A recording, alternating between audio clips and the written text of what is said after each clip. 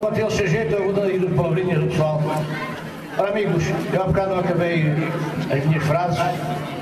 Era só para agradecer mais uma vez a este arranjo feminino de mulheres que completam 10 anos de existência. É muito bom para elas.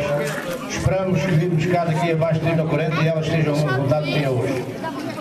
Quero também agradecer aqui o povo de Santa Vitória, um povo humilde, um povo trabalhador, um povo que também sofreu, mas que hoje, felizmente, já estão um bocadinho melhores por um lado, mas infelizmente por outro.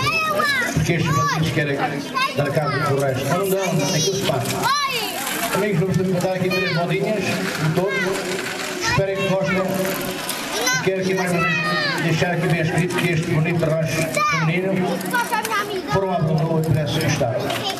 Tanto gostaram que eles convidaram-nos para vir buscar. Isto é assim, nunca mais queremos ver aquela gente, ficava triste, mas eles não. Nunca temos. Muito obrigado. E vamos cantar com lindo Alentejo, foste condenado.